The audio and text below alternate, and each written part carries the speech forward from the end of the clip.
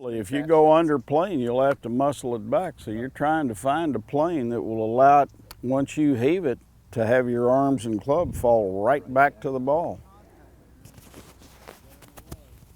Here. A little under it. Just a breath.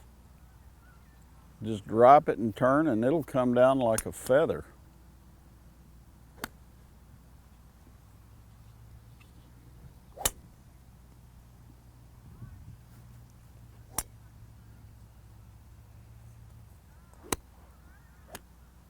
That was very crisp right there. That's perfect. Mm-hmm. And another thing I think is interesting is from day to day, I swear I get up. Some days I feel like I'm like this. Just from day to day. Is that just golf?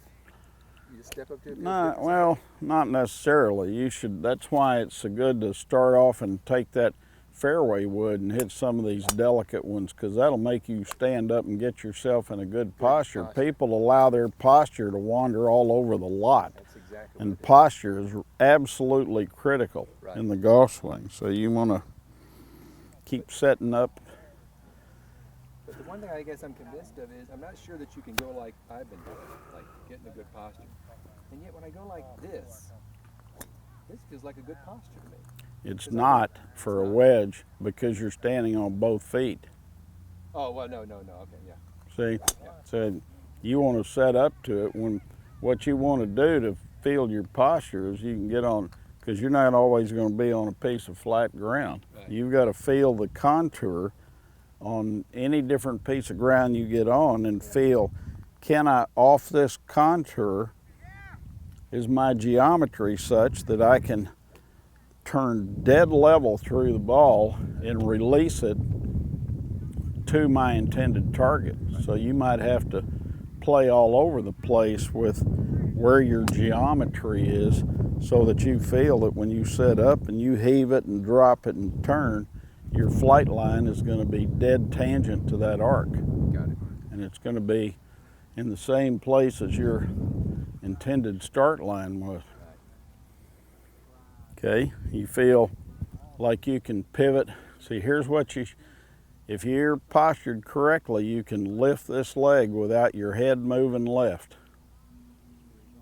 Okay. See, yeah, it is moving left, isn't it? Yeah. All right, now you can put that foot on the ground without putting weight on it, which is what you want to feel yourself do. Now just pop the heave and drop it. You feel, if you're postured properly over your left leg, you'll feel an ability to clear that swing with no internal effort whatsoever to get around. You just pop it, counterfall, drop it, and go. Okay. And it's, Can we do one more thing? sure. All right, so let's do a club. So when I'm setting up with the ball with a club, again, this is, my routine's been to do this, and then I'm like, ugh, that doesn't feel good. What thoughts about setting up?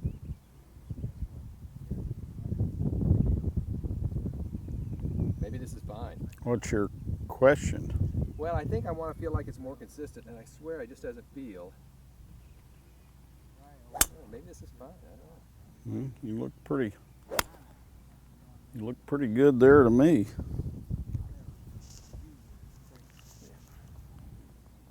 I don't know. Maybe I'm overthinking it.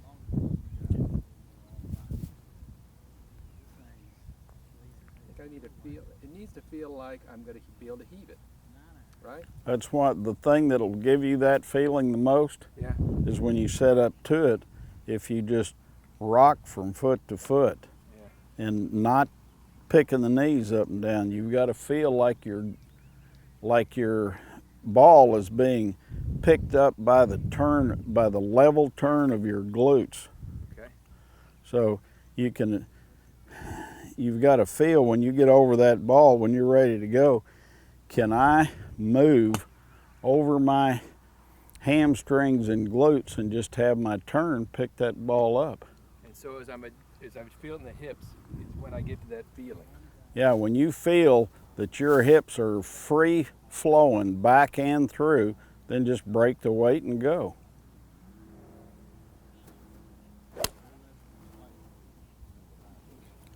You got through that awfully easy, didn't you? Yeah. Mm-hmm. Need a better counterfall, pushed it a little bit, I think. Mm-hmm. Stand up Just here. rock from foot to foot, and don't do it like this. You don't pick it up and down from the quadriceps. Okay. Pick your legs up from your, there you go, from your hips. Now if your hips are active and they're ready to move, then you're going to be able to break your weight out.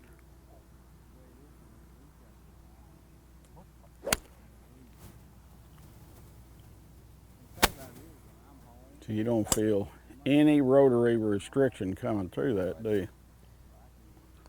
I do not. Thank you. I just need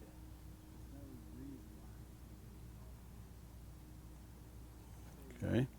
Break it out and let it go.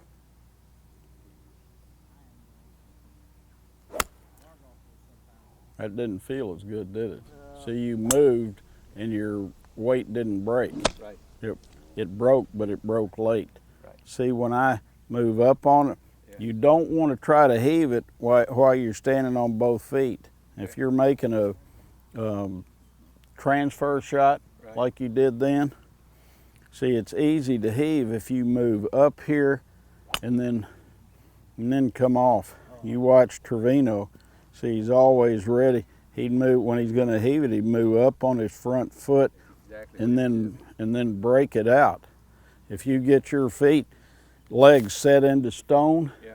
now you're going to move, and this is going to be late breaking, and you'll be late getting into the counterfall because your foot flow was not in time. is. Right. That's exactly right. You could see Trevino. He'd move his left foot out. He even talked. Oh yeah, he moved from foot to foot, just like Tom did right there. Okay, move up. So you get moving freely.